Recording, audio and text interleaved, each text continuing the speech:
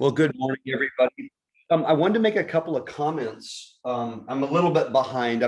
I've finished grading, quiz 9 finally, but I've been working on your exams. I'm almost finished with your exams too. I'll have those done in sometime this afternoon. There were a couple of conceptual errors on quiz 9. I have it somewhere. Let me grab it. I just had it in my hands a moment ago. I have no idea what I did with it. Okay, there's a couple of, oh, here we go. Great way to start the recording. I disappear. You were going to do proof by contradiction, which is tricky to say the least. But there's a couple of things we have to make sure that we understand, big picture items, so that we can do any proof by contradiction relatively the same. In the first problem, we were given a statement and we said it's always false. Now, if I give you a statement and I say it's always true, to prove it's false, you can come up with one counterexample. If I come up with a statement and it's always false, what if you came up with one time when it's true? Oh, okay, that's your counterexample. So what we do in this problem is we say, hey, I'm trying to prove something's always false, so let me assume it's true one time. So the first error, and by the way, this is an absolutely astronomical error, is many people started off by saying, let's assume the statement is always true and then show it's not always true. That's not even close. No. Always false, I have to show it's true once. If I'm saying it's always true, I have to show it's false once. It's not, if it's always true, you have to show it's always false and vice versa. So the first major error was a lot of folks started by saying, let's assume it's always true. No, let's assume it's true exactly one time. And then the second thing is, when I make an assumption and I'm trying to do a proof by contradiction, I'm trying to show that my assumption leads to a contradiction. Several people made the statement, let's start with the assumption, but the assumption can't be true, so I have a contradiction. No, it doesn't work that way. Your assumption is the only thing that absolutely cannot be the contradiction. Your assumption you are assuming is absolute truth.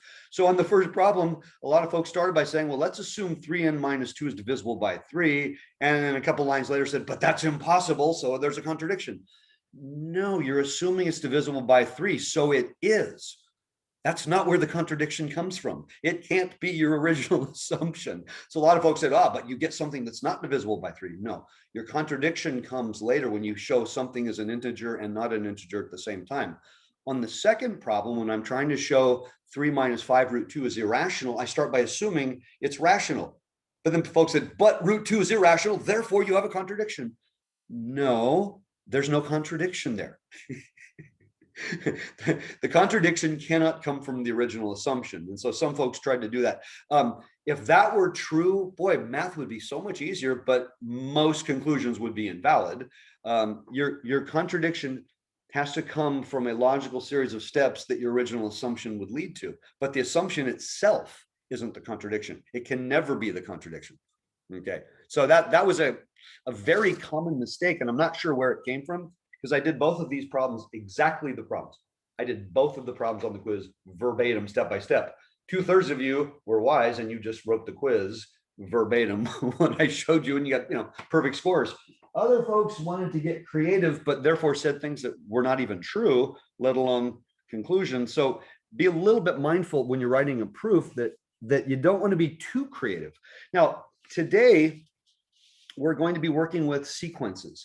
Now, sequences are something that we do in Calc 2, we do before Calc 2, but we're going to be looking at them from a slightly different point of view today. And in a calculus class, it is often the case that I am trying to figure out what is the sequence based on information. Here, we're generally going to start with, here's a sequence, manipulate it. So it's actually much simpler from that point of view. So now I want to remind you, what is a sequence? Because we want to make sure our language is correct.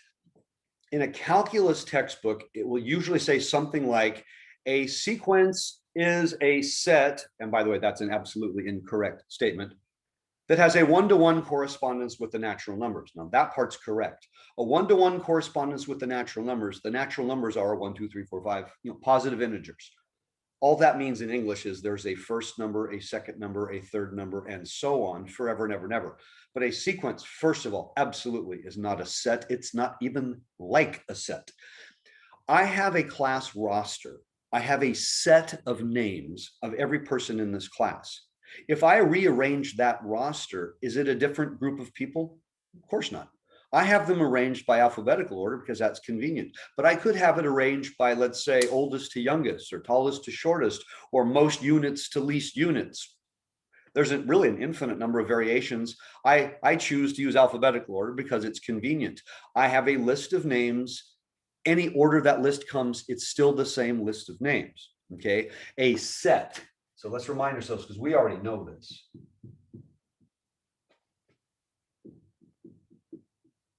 Anybody want to tell me, are these sets equal or not equal? Equal. Equal. How come? Because for sets, the order doesn't matter. So basically they contain the same elements. Do we all agree with that? They contain the same elements. That's piece of cake. And you're absolutely correct. If I said, consider the numbers 1, 2, 3, can you tell me the next value? If the pattern is clear and obvious, what's the next value? 4. 4. If I said 3, 2, 1, what's the next value? 0. 0. Oh, that's different. So anytime somebody uses the word set and it's associated with sequence, run for the hills. They have no idea what they're talking about. It scares me when mathematical people will write books and mess something up that important. A sequence is not a set, but it is a list, and it is an ordered list. So I would prefer using language like that. Now, the most important part of a sequence is basically the term that generates the sequence. We generally refer to a sequence using this type of notation: A1, A2, A3, ... At some point I have AN ... The AN is the important one. We generally call that, well, that's redundant. We call that the general term or the nth term. You guys are familiar with this, hopefully, from Calc 2. Every sequence has a general term. If I give you the general term, then I don't need to write out any of the terms. But if I wrote out a whole bunch of terms, hopefully there would be pattern recognition, and then I could figure out the general term. That's what we do in calculus. Those who've had differential equations, you understand that when you're doing power series solutions. That can be very difficult. I can write out 50 terms and still not necessarily see a pattern. So that's not an automatic thing. But a sequence must have a general term. A sequence cannot be random. A random set of numbers is not a sequence. It's just a random set of numbers. A sequence must have something that generates the sequence, something that allows you to come up with the next term. But that doesn't mean that thing is easy to find. Okay, so where we use sequences often are to solve problems in Calc 2 and in differential equations. Sometimes the pattern's easy, sometimes it's not. In this class, we do not have to do pattern recognition. So, you can rejoice. Those who've had differential equations, that was one of the hardest things, maybe the single hardest thing you did that entire course. In this class, we will always start by knowing this. Okay, that does make our life easier. And the other thing about knowing the general term, it means I don't have to have a lot of terms. That just makes it easier. So the kind of sequences that we're interested in this class are sequences that are defined recursively, or what we call recursions. There are many forms of recursions. In remedial algebra, you generally discussed 2 types. Okay, the first recursion was called arithmetic. Excuse me. Arithmetic, and that's when the n plus first term minus the nth term was equal to a constant. We called it D for difference. Okay, so another way of thinking about this is to get the next term, I simply add D to the previous term. So an example of an arithmetic sequence would be something like this: 2, 5, 8, 11, and so on. Well, 5 minus 2, 8 minus 5, 11 minus 8, those are all equal to 3. So in this case, I have an arithmetic sequence where the constant difference is 3. That makes it easy. In an arithmetic sequence, all I need to know are the constant difference and the first term, because if I know the constant difference in the first term, then I can tell you what the nth term is. In fact, that makes it really, really simple. So if I'm looking at this sequence right here, I'm going to show you a little, not the trick, but the technique. I mean, this is something you did, I would hope, in both remedial algebra and pre-calculus, because those are actually major parts of both courses. I've got A1 is 2, A2 is 5, which is 2 plus 3. A3 is 8, which is 2 plus 2 times 3. A4 is 11, which is 2 plus 3 times 3. Huh. Anybody see a pattern here? Dot, dot, dot. Anybody tell me what my nth term would be? I want to go out and say it's 2 plus 3n. Are you sure? Oh, 3n plus 1. Getting closer. Oh. How about n minus 1? Oh my God. The coefficient is 1 less than the index. It's 8 a.m. Yeah. By the way, folks, this is why they invented coffee. I kid you not, but coffee, for me, coffee is 3 of the 4 food groups, in the morning. And if you're not indulging that, so this would be what? 3n minus 1. So this particular sequence can be defined this way. Real quick check. If n is 1, I have 3 minus 2. If n is 2, I have 6 minus. Okay, quickly I can check this. This is a really simple thing. And so an arithmetic sequence in general, this is the recursion, but the recursion is not useful for one simple reason. If I said, all right, what are the first 5 terms? You produce them rather easily. So I need to know what the 100th term is.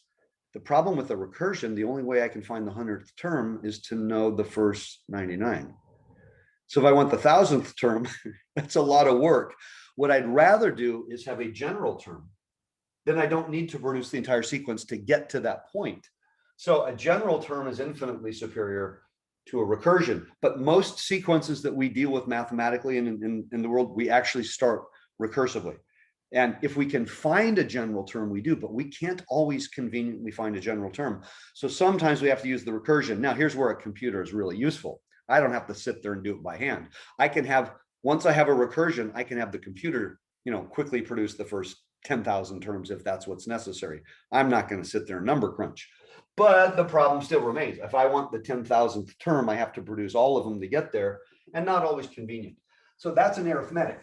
Probably the most important type of sequence, the one that's used the most often, some of you remember, is the geometric. The geometric sequence is defined as the ratio of consecutive terms is constant, which is the same way of saying the next term is the previous term times r. R stands for ratio in this case. Okay, so an example of a geometric geometric sequence would be something like this: 2, 6, 18, 54, 162.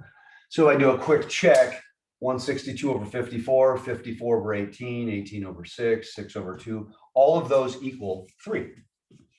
I like the number 3, by the way. That's my number today. All right. So if I wanted to produce the nth term here, the recursion is nice, but again, if I want the 100th term, I don't want to have to find the first 99. So in a geometric, let's start. I've got 2 times 3. My third term is 2 times 3 squared. My fourth term is 2 times 3 cubed, and so on. Aha. Anybody see a clear and obvious pattern here?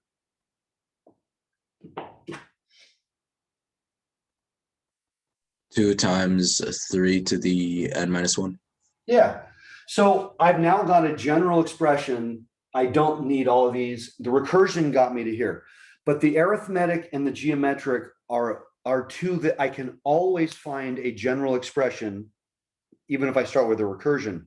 But in general, the recursion can be just complicated enough that you can't find a general expression, but you still can generate all the terms. Now, we consider one of the most important, not because mathematically it's important, but because it's just observed so many times. it turns out there's a sequence that is observed in nature. And I'm guessing every single person here in their high school classroom, maybe one of your science classrooms, you probably had a poster of this particular one. And it starts like this: 1, 1, 2, 3, 5, 8. Does anybody know what the next term is? Is this 13. good? Does anybody know what the next one is? Somebody else. 21. 21. I always have fun with this one because I tell people it's a virus. I'm going to put down some numbers, and what'll always happen in every classroom, there will be 3 or 4 hands that go up and they know the next number. And then I'll say, now, how many people know the next number? Now, a whole bunch of hands go up. Then I'll say, how many know the next number? Now, most of the hands go up. But there will be those of you who are absolutely immune to this virus. So in other words, if we did 100 terms, the virus is never going to get you. You're never going to know what the next term is. I have fun. Is there anybody here that doesn't know the next term now? Just yell it up. You say, I have no idea. Anybody? For those who know the next term, what's the next term? I have no idea.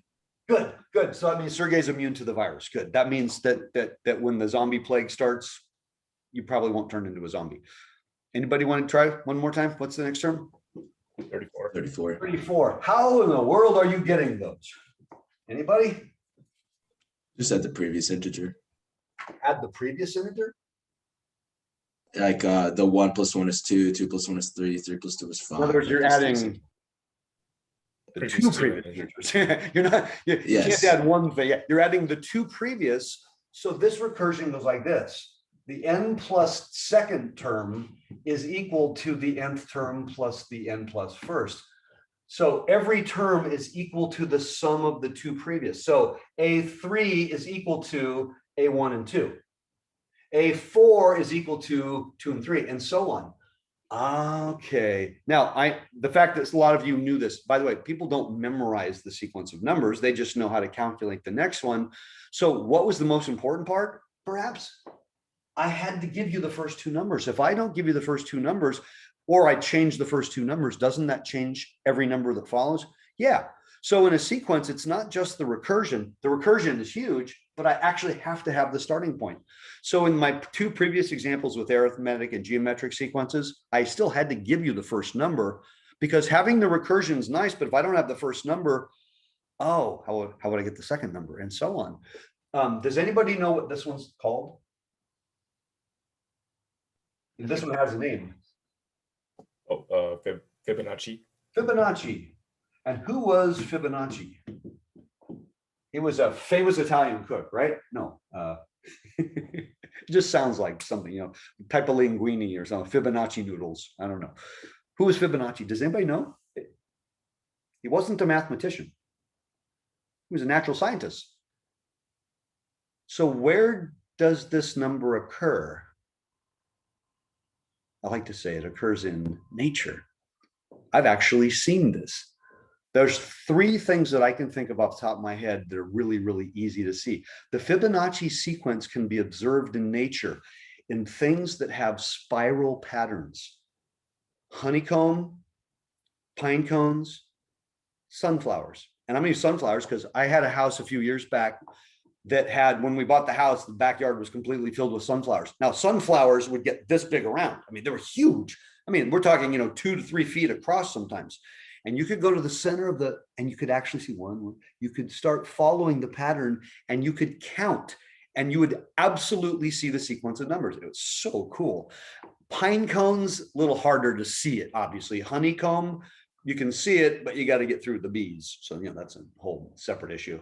But it's a beautiful thing. Now, let me ask you, if I have a really big tree and I cut it down, what am I going to see? When I cut the tree down, what am I going to see on top of the tree stump? Anybody? Well, I'm looking at the tree stump after I cut the tree down. All tree Circles? Yeah. Am I going to see a spiral pattern?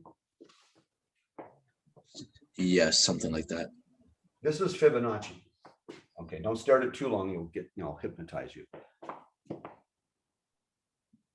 This is a tree. What's the difference? The circles aren't connected. Yeah, those are called concentric circles. They are a series of circles that have the same center, but different radius for each circle. Oh, so they're not connected. Okay, so a lot of people confuse the tree rings with this. No, there's no spiral pattern because this is circles. These are not circles. These are, now, what's interesting about the Fibonacci sequence is that we can observe it in nature. The difficult thing about a Fibonacci sequence, if I said, okay, what's the 100th number? You have to produce the first 99. It's extremely inefficient. We cannot, at least I've never seen, I know people have attempted this. This is one of those cool math projects. Can you come up with a general term? Can you tell me the nth term is?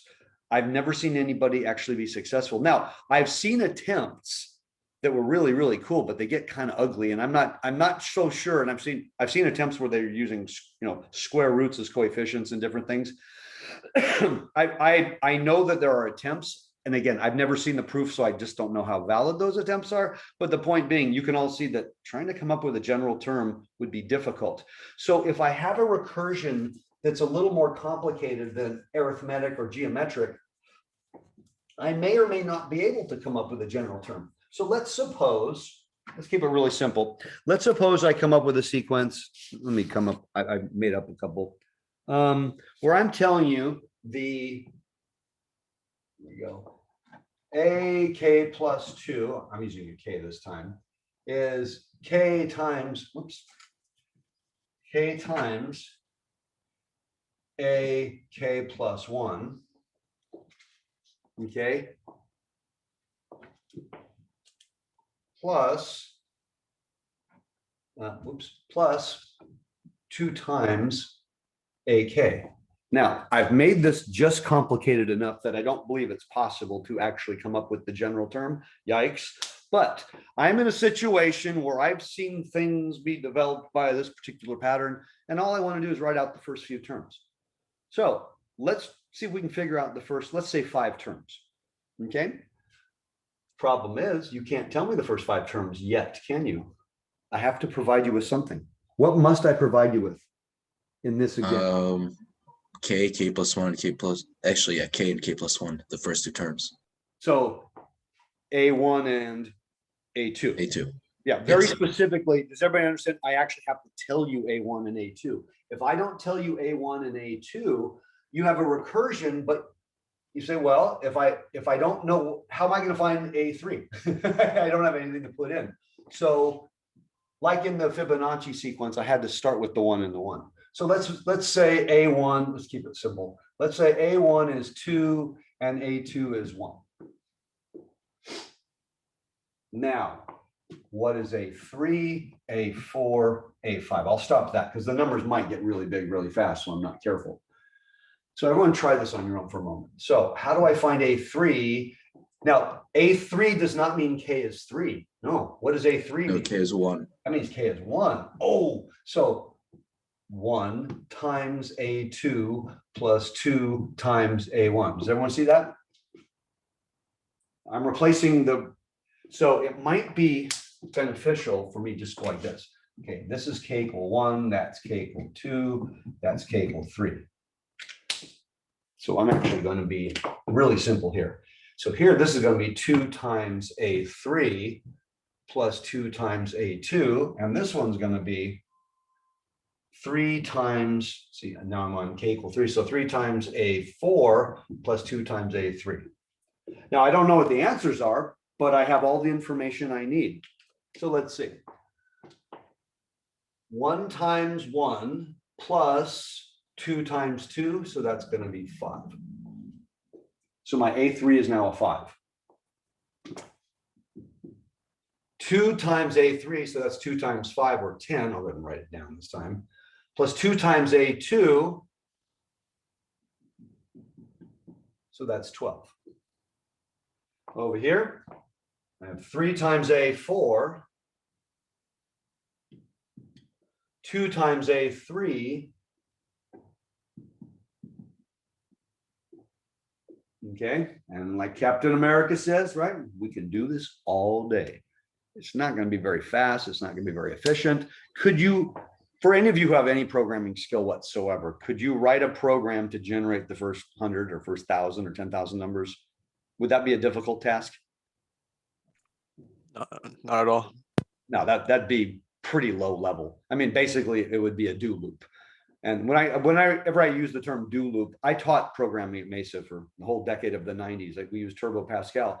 Do loop is somewhere between day one and day two. I mean, that's really not a complicated thing. So I could write a program. I just have to produce the correct algorithm and I could generate these. So from that standpoint, that's a piece of cake. That's not even an issue.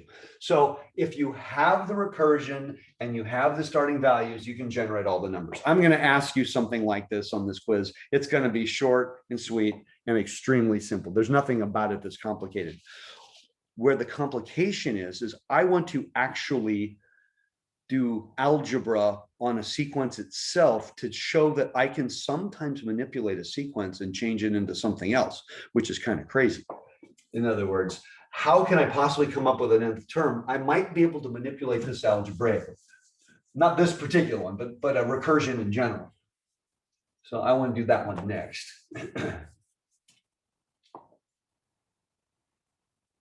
All right, so let's consider the following.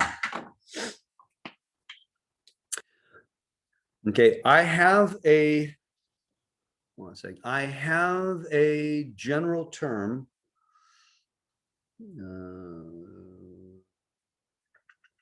Okay, I have a general term defined this way.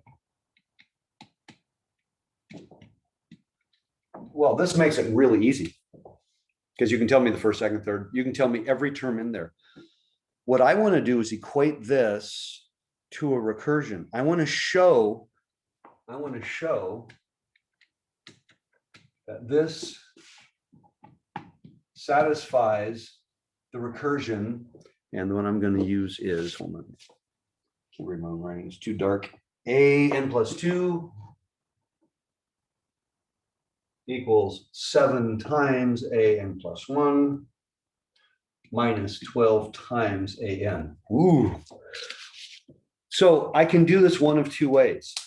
I can start with this and see if I can produce this, or I can start with this and see if I can produce this. Okay, I can, because I'm trying to show that they are the same thing.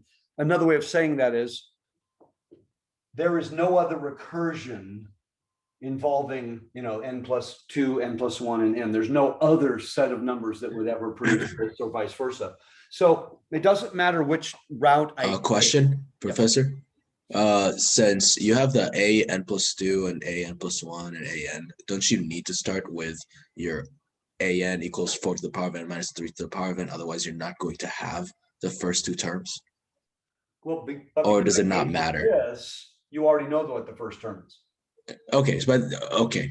Yeah. That answers the question. I'm giving you the general term. I'm giving you a recursion, and what I'm asking you to do is prove that they're the same thing. Everybody got that? Oh. I'm giving you two completely different mathematical statements, and we want to prove they're actually the same. Now, if I said, can you derive a recursion? I'll give you a month, but we'd all quit and throw our hands up in the air. No, you're not going to derive a recursion. I'm saying I'm giving you a recursion. I'm giving you a general term. I want to prove that they're actually the same sequence. Oh, that's different, isn't it? So I start with one and try to get to the other, or vice versa. Now, a lot of folks, when they're doing a proof, sometimes kind of miss the point. First of all, whenever you're asked to prove something, there is one thing you cannot do, period. You cannot assume what you're trying to prove is already true. Because then, by the way, if it is, then you're done. Hey, I'm going to assume it's true. Therefore, I've just, I can wave at you and go by now. Okay, because there's absolutely nothing to do if I assume truth before I start the problem. No, I have to conclude truth. So if I start with the left side, if I start with this should be my conclusion. If I start with this, then this should be my conclusion. Some folks will say, well, let me start with both and see if I can meet halfway in between. Not only is that invalid, but it's very, very easy to take something that's not true. It is trivial to take something that is not true. If I'm allowed to manipulate both sides, I can always come up with an equality. No matter how complicated the expression is, I can manipulate both sides so that they are at some point zero. That's an absolute trivial mathematical process. So you can never manipulate both sides and say, well, see, down here, they're the same. But I can show they're the same even when it's not true. Because you can always get to zero really easily. Well, how would I do that? I want you to prove that 4 equals 7. Now let me manipulate both of them, multiply them both by 0. I'm done. I proved it. I'm pretty sure 4 is not equal to 7. But because I was allowed to manipulate both sides, I can absolutely always prove it's, yeah, don't do that. That's not mathematically valid ever. But I have people that do that and they say, well, that's what I was shown. I'm kind of wondering who showed you that, because that's not it. Now, I want to take either side and manipulate it. So what I'm going to do is I'm going to, excuse me, I'm going to start with this guy. But if that's true, okay, sorry, I really need a different color now. All right, so we're going to suppose, which is the same as assume, suppose the nth term is 4 to the n minus 3 to the n. Then if that is true, what is the n plus first term? If this is correct. 4 to the n plus 1 minus 3 to the n plus 1. Yeah, okay, that wasn't complicated. And what is the n plus second term? Well, that would be 4 to the n plus 2 minus, do you all agree with that? If this is true, then that is true and that is true. That's kind of a slam dunk. Do you agree? Yep. So if those things are true, and by the way, I don't have to prove that. I'm saying if this is true, then all those things are true. Now, let's keep that in our back pocket. Let's keep that in our back pocket. So what I want to do now is I'm going to start with this, manipulate this, and hopefully show that it concludes with that. If these are not related, there is no amount of manipulation I could do to this that would ever produce this, if they're not the same. Okay, this is not one of those where I can make it work even when it doesn't. I always laugh at this as a math guy, but I've heard people say, well, you can prove anything using induction. No, you can only prove true things. I've taught statistics for many years, and I've had people say, well, you can prove anything using statistics. You can prove things that aren't true using statistics. Actually, you can't. You know, I don't know where people hear stuff like that, but now you can't prove falsehoods using correct procedures. That doesn't work. So let's go to this statement right here, and I'm going to replace an plus 2 with that. Okay, and then I'm also going to let's see, what order do I want to do things in? Actually, no, I'm sorry. I'm gonna manipulate the left side of that. Sorry. So if I take, I just can't read my own writing here. I don't know why, but where I'm standing is really, really dark. All right, so let's start with 7an plus 1 minus 12an, and then we will substitute. Okay, so that would be -7 times this quantity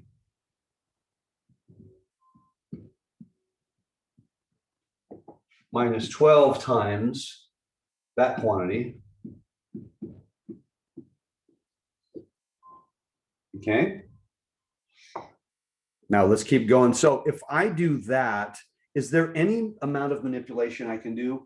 Well, if I can make these guys look like 4 to the n's minus 3 to the n's, I might be able to combine them with those guys. Does that make sense? So why don't I write this as -7 times 4 times 4 to the n minus 3 times 3 to the n. Professor, where did that -7? Yeah, come where's the from? negative? A negative. Did I write that? Oh, I'm sorry. No, it should be positive. Sorry about that. That should be a +7. Thank you. Yeah, that no work. That would have caused issues at some point. I think we would agree. Now, can I gather all of the coefficients of the 4 to the n's? Well, right now, what are my coefficients of 4 to the n? The 7 times 4 minus 12. I'll write that out. 7 times 4 minus 12. Obviously, you can calculate that. Times 4 to the n. Well, actually, let me write a plus for the moment. I have 7 times -3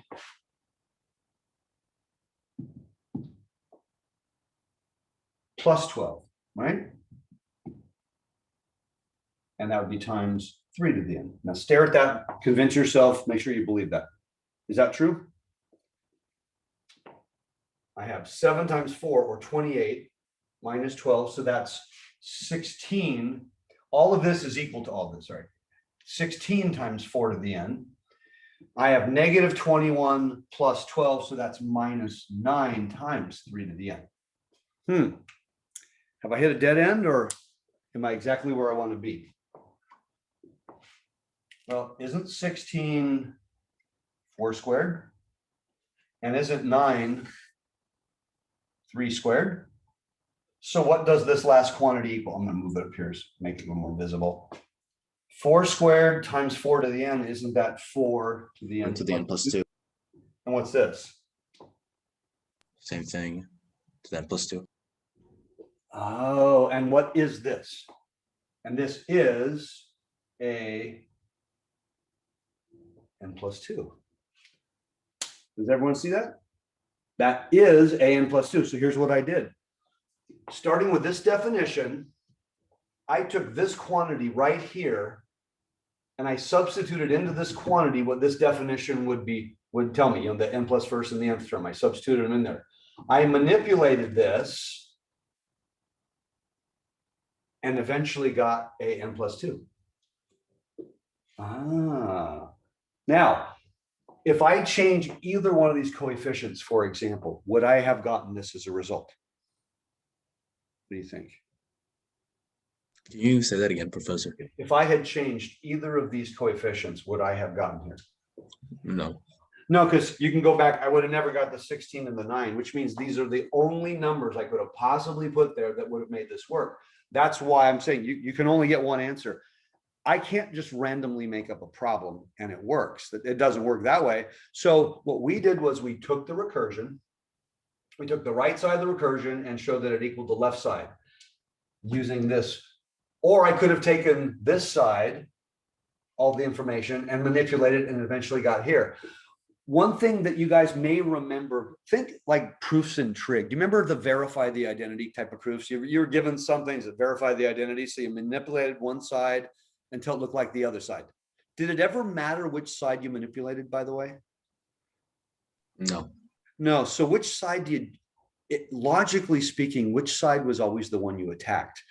The more complicated side or the less complicated side? Well, less complicated. Actually, More complicated is what I said. And the reason is this: if I start with something simple, it's sometimes difficult to beef it up and make it more complicated. But if I start with something more complicated, what I'm really doing is combining things and whittling it down. In other words, think of like simplifying as I go. To start with something that's already simple and then to kind of like undo it working backwards and make it complicated, that takes a little more energy and thought. So when you were verifying an identity, usually you took the more complicated of the sides, or complicated may not be the best word, but the side that seemed just more going on, and whittled it down to get to the other side. That's usually a wise strategy because the steps often are much clearer but it never matters. I could have started this problem by saying, okay, with this definition, I'm going to do this, which means I would have started with this statement right there, manipulated this until it looked like this, but that would have been far more difficult. Think about, every step working backwards. That would have been harder. That probably wouldn't have been as clean. But there's nothing about the answer that's important. It's the manipulation process. It's understanding how to work with sequences. Now, the nature of a sequence, the word sequence, does it imply finite or infinite in terms of the number of terms? Infinite. Yeah, he's in my calculus class. That's why he knows that. A sequence, the definition of a sequence, it is an infinite list, but we don't need the infinite numbers. But what it means is there's no ending, there's no highest number. So we might just say, I'm interested in the first 100 terms of the sequence, or I'm interested in terms, this through this. That's okay. When I'm manipulating sequences, is I can work with a finite number of terms, but a sequence itself is automatically infinite. And so in calculus, we discuss the convergence or divergence of the sequence, meaning A1, A2, A3, A4 is going to go forever that way. Is that way forever going to eventually be finite, infinite, or a DNE? That's not our goal in this class. Okay, that's the calculus differential equations goal. Our goal is to just manipulate what I see in front of me, and generate the numbers. So I'm going to do another one. I have a question. So are we done here, or do we need to write any formal conclusion from here? You got this, which was your goal. So we started with the right side and we concluded the left side. That's Right. Remember, So I said what I couldn't do. Let me go back to here. Here's my recursion. Okay. I'm saying based on this statement, based on this is not questionable. I'm telling you, I have a sequence and every term comes from there. Is this recursion the correct recursion based on this generating thing? Now, our conclusion was yes. But yeah. So how do I know? Because I just showed that the right side, when I manipulated, produced the left side. I could have started with the left side and see if I got the right side. But now looking back, you go, oh, the right side has got more going on. It's more complicated. It was easier to plug in the numbers here and then do what? Kind of like simplify, combine, factor. If I'd started with here, then I would have had to say somehow or another, take your 16 and take your 9 and then beef them up into 7 times 4 minus 12. That's where the 16 would come from. Do you see how that would be more complicated and maybe more difficult, but it would have been absolutely correct. So I think most of us would say, no, let's take the right side. Let's conclude the left side using nothing more than this opening definition. Now, without this, there's nothing to do. Okay. I needed to give you that relationship. And then so this is just an exercise in manipulation. Now let's my question was like, do we need to write down any more like sentence in words? Therefore, this is or we just finished here. Yeah, you're done when you concluded the other side, because you're actually saying, is this a true formula? Okay. By the way, it is absolutely correct to say, thus the formula is true. Or yeah. Okay. Yeah, that's okay. You're not doing that for my sake. You're doing that for your sake. So when you look at it and going, okay, I'm done. I know I'm done. Mm-hmm. Because if I stopped, let's say I stopped here. I haven't said anything incorrect, but that doesn't look like that. That looks like that. So I also want to make sure that I finish. There's a tendency when we're doing proofs to try to come up with our conclusion prematurely. That's not unusual. You know, to say, I want to be done. I want to say that this is my conclusion. But if I'm proving a formula, like last day when we did the induction problems, not until it looks exactly like it's supposed to look like can I say I've finished the process. We're going to do something. I'm going to grab a problem from the textbook. It's kind of a fun problem. Fun, I know, is relative. I got to find it first, though. Hold on. The section is so big, I always forget where it is. Oh, here we go. There's nothing important about the statement. It's just a manipulation statement. There is a sequence of numbers that comes from the following. Excuse me. They're called the Catalan numbers. Oops, the Catalan numbers. Okay, and the Catalan numbers are generated by the following. We use C for Catalan.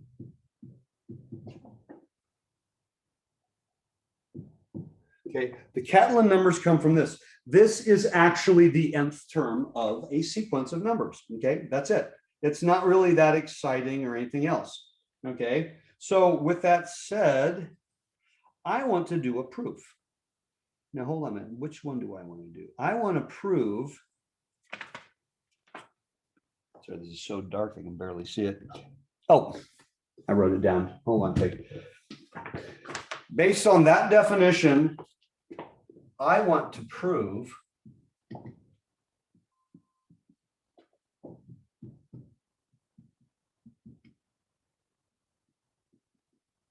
oops, 2n plus 4 n plus 2. If this is true, I want to prove that this is true. Ooh. Now, sometimes it helps to just write out the first few terms. I don't need you to do that, but sometimes it's useful so we have an idea what the heck, you know, we're saying. So let's look at this for a moment. Remember, this is combination. So what is 2n choose n in terms of factorials? Anyone want to try that? Because I probably need to know that at some point.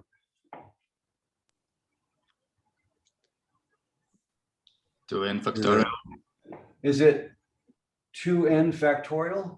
No, in the brackets. Yes. By the way, the single most common error in all of calculus, because I've taught all of calculus 250 billion times, the single most common error I've ever seen in all of calculus is not bad limits, bad derivatives, bad integration. It's not knowing how to write a factorial. I will actually have, don't write, every calculus student I've ever taught at some point, they don't understand this and this could not be any farther apart. They're not even close. No, the parentheses are life and death.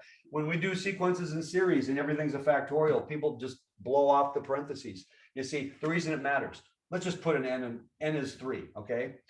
So 2 times 3 factorial, 2 times 3 factorial. What's the difference? Well, this is 2 times 6 or 12. This is 6 factorial or 720. I'm pretty sure they're not the same. I'm going to pay you $2n factorial dollars for your work today. Am I going to pay you this version or this version? Yeah, the parentheses are astronomically huge. There's no way around it. Yet the one repeated mistake I see more than any other mistake in all of calculus in all the years is that people don't know how to write a factorial correctly. This is perfect. Now, what goes on the bottom? N factorial multiplied by 2n minus n in brackets factorial. Yeah. How about just n? Now, what's the simple way to remember? Remove the factorial symbols for a moment. N plus n is 2n, right? The sum of the terms that I'm doing the factorial on have to always add up to that one. Yes, it's n factorial and 2n minus n quantity factorial, which in this case is just that. So what are the first, let's write out the first few terms of this, shall we? So C1 is 1 over 2 times 2 choose 1, and that is actually 1. C2 is 1 over 3, 4 choose 2. 4 choose 2 is 6. So that's just 2. Oh. C3, that's 1 over 4, 6 choose 3. 6 choose 3, I believe, is 20. So that's 5. Oh. C4 is 1 over 5 times 8 choose 4. By the way, there's no quotient bars. A lot of people make the mistake. There's no quotient bar because that's not a quotient. Now 8 choose 4. Let me do that on my calculator. 8 choose 4 is 70. So this is 1/5 times 70. Now, does anybody notice anything? You're multiplying by a fraction that's changing on each term, but my answers so far aren't fractions. Do you suppose your answers might actually remain integers? Do you think that's possible? Bet we could prove it. That would be a challenging proof, but we might have that. The problem is I've got this quantity and I'm multiplying it by this quantity. There are no n plus 1s in there. In other words, the canceling part. Oh my gosh. I'm standing here and I can hear rain. It's pouring outside. I can hear the rain just. That is really cool. So Sergey, you got your wish. Yeah, you said you wanted it to rain and you wanted. I think that's the whole night. Yeah, I heard oh, it. You're talking about raining. Oh, okay. Well, as long as you're not on the road right now, I guess that's okay. My daughter's on her way to Disneyland right now. That's so she's on the road. I would rather that not be the case. Oh well. Okay, so if this is true, I want to prove this is true. How the heck am I going to do that? In other words, this is true if and only if this is true. I need to manipulate this to produce this, or I need to manipulate this to produce this. Does anybody have an idea which way we probably should go? The Cn plus 1. Second to get the first. Second to get the first. How come? Because it looks more complicated. Yeah, that's by the way, that's the best reason you could possibly give me. It looks a little more complicated. Plus, it's one term down the road, so I might be able to do some stuff. Okay, so I'm going to walk you through an exercise of manipulation, and the reason I chose this problem particularly is not about the nature of the sequence, was the nature of the factorials. We have to do some algebra on factorials, and the question came up a few days ago, people were saying, I'm not absolutely and utterly confident in my ability to do factorial manipulation in general. And that's okay. That's okay. That's not an automatic thing. So I want everybody here to be able to do this. So I'm going to erase this because I'm going to need some space. All right. So we're going to start with this guy here. So if that is true, if that statement right there were true, okay, then let's first of all expand it as a factorial. So Cn plus 1, I want to write this now using factorials. So I'm starting with this as being the truth. It might not be the truth. How will I know if it's not the truth? Because I won't be able to get the other Cn, right? The definition of the Catalan numbers I will not produce if this one's not true. So we need to write this in factorial terms. Anybody? Well, how about 2n plus 4 factorial on top? What will the bottom be? N plus 2 factorial. Is that it? Times n plus 2 factorial. Ah, ends up being the same thing twice. I can live with that. Well, I got a long way to go to make it look like what I need it to look like. So what can I do now? Well, I want to be able to cancel something at some point. Canceling is cool. Well, it's not just that I want things to cancel. I want things to be in the form of the other sequence. Excuse me. I want things to be in the form of the other sequence. So let's take out a couple of terms here. I'll write it in the next line. So 1 over, actually, we can just do this. So I've got 4n plus 6. Now, should I do anything with the n plus 2 factorials? Well, remember the other one. Let me write it down. I'm going to give you a little hint. I'm trying to show that I would get the other formula. The formula that we had originally was what? This is the definition. Do you agree? Yes. Based on this definition, then what is that? Show that this is true. 1 over n plus 2. And then 2n plus 2. Good. What am I doing? If I'm upping it one term, then I'm replacing the n's with n plus 1s. So that would be 2n plus 2. Does everybody see that? If this is true, then this is true. I'm trying to show if this is true, then this is true. That doesn't look anything like it. Oh, but what if I can mathematically manipulate this so that it looks like this? Does everybody see that? Oh, so this has n plus 1 factorials, doesn't it? This has got n plus 2 factorials. This is going to have a 2n plus 2 factorial. That's got a 2n plus 4 factorial. This is where I want to manipulate and whittle them down a bit. So I'm going to write my numerator as 2n plus 4, 2n plus 3, 2n plus 2. Tell me when to stop. Yeah, that's it. Okay, is that a true statement? Absolutely. Is it useful? I hope so. I don't know if it's useful yet, but I know it's true. 10 factorial is 10 times 9 times 8 times 7 times 6 times 5 factorial. Wherever I stopped, it's the rest factorial. Now, n plus 2 factorial is n plus 2 times n plus 1 factorial. And that guy is n plus 2 times n plus 1 factorial.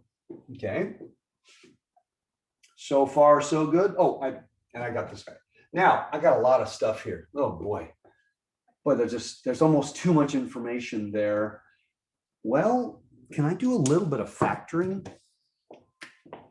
For example, that guy right there, isn't that 2 times 2n plus 3? And isn't this guy right here 2 times n plus 2? Does everyone see that? Is that useful for me? Absolutely. Because I can cancel those guys,